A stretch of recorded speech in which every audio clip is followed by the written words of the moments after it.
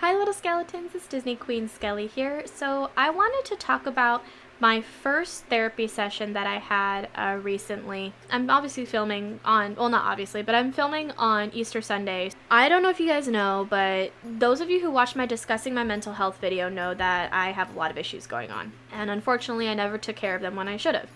So I finally decided that enough was enough, that I needed therapy.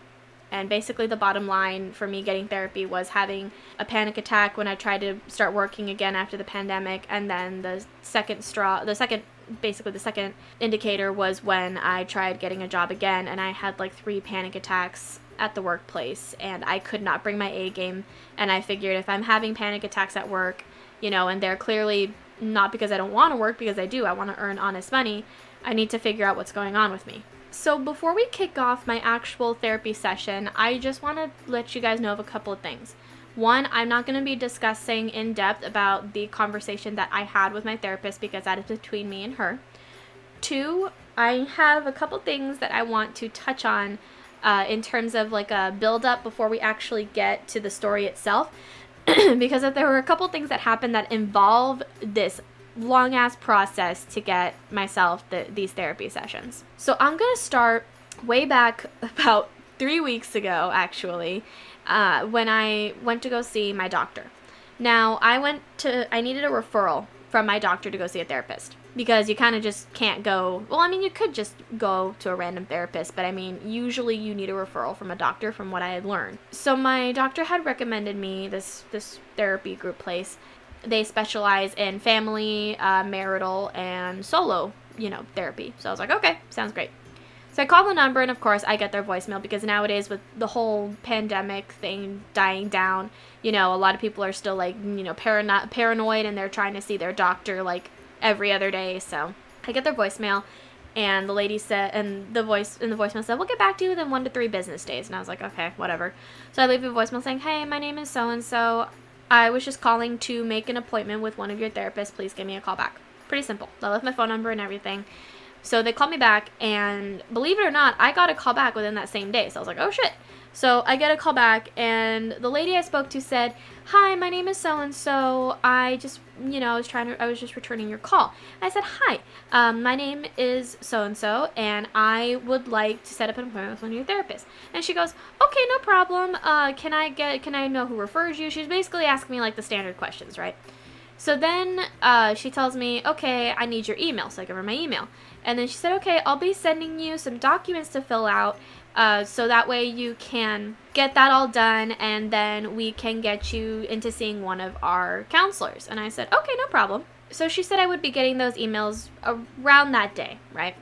So I wait the day, and no email came to my phone. So I was like, okay, and I figured, it could be that they're just busy, and that shit like that happens. So I decided to give it an extra day. And that Friday, we went to the Taste of Universal, and still no email. So it got to about a week, and I said, this is ridiculous. So I called, and I said, hey, my name, and of course I got their voicemail again. So I said, hi, my name is blank, and I called last week and was told I was supposed to receive some like information and never got it. Where the hell, are my papers?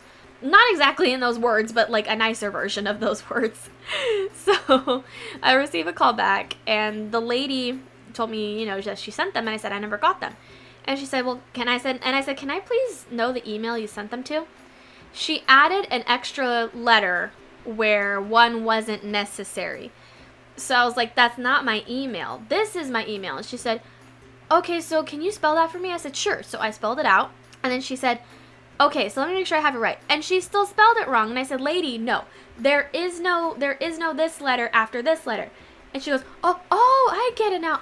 Okay, so just spell it one more time, and I'm going to make sure I have it correct. I spelled my email for her 3 times before she finally got it. So finally she got it right.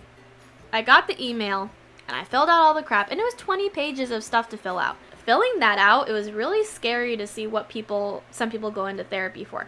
Because there was a bunch of questions asking like, and again, this is a trigger warning, so if any of this triggers you, I do apologize. You may want to skip ahead about 20 seconds. The list was like, do you harm yourself? Do you have thoughts of, leaving this earth? And it was insane. And so I checked off everything that applied to me, and I waited. because basically it was a waiting game after sending out those forms, and she said that all the therapists were pretty much booked up for like the next 3 to 4 weeks. And I said, okay. And she goes, but you could always call us to see if there's any openings. I said, sounds great. So I never really called. I just waited for them to call me because I didn't want to, like, it's not that I didn't want to push it, because I did want to see someone as soon as possible, but I also wanted to mentally prep myself for something that I never thought I would have to do in my life. So finally, I receive a call, and they tell me that this therapist is available on the 3rd. I did my appointment with her, and I was supposed to go on this website to talk to her because it was going to be a video chat because of, COVID.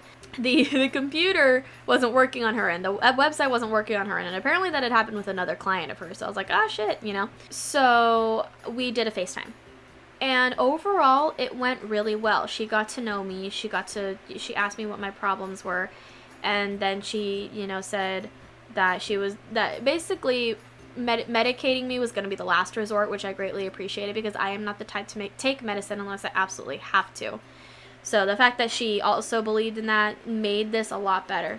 She's super sweet. She was around my parents' age, a little bit younger, but she's around my parents' age. She has a daughter about 2 years younger than me, and she's very nice. She's very sweet. I had a good time talking to her, and I definitely think that in the days to come, with my therapy sessions, I do feel like things will get better for me, because in talking to her that one day, I already felt really good about getting everything out that I needed to and everything that I wanted to.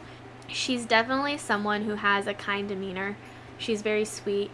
She's understanding, she's trusting, and she also tries to build a mutual connection with you, which is exactly what she did with me.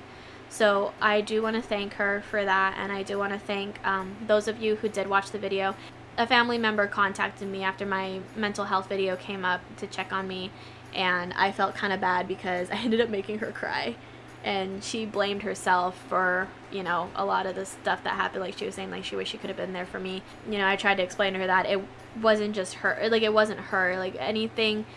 It's not that she couldn't have done anything, it's that it's my fault for not going to people and telling them what had happened, because I didn't really want anyone's help. I thought I could deal with it on my own, and clearly I couldn't, because now I'm suffering the consequences for it. But I'm also dealing with those consequences in a way that I know will benefit me and will benefit my mood. And not only that, but I feel like by the time I'm done with these sessions, I feel like I'll be a lot better as a person, and I feel like I'll get back to that bubbly personality that I once had, and I won't see the world as like a bleak and dark place anymore. Thank you guys so much for watching. That was for my first session with my therapist. I will obviously be updating you guys more and more as more sessions occur. After my 3rd session, I do plan on searching for a job again, just so I can gauge what could happen in the work environment, especially while I still have her. I want to see what it's like in terms of handling my anxiety in the workplace. So thank you guys so much for watching. Thank you guys so much for your support, and I will see you guys tomorrow. Bye, little skeletons. Stay safe, and I love you guys.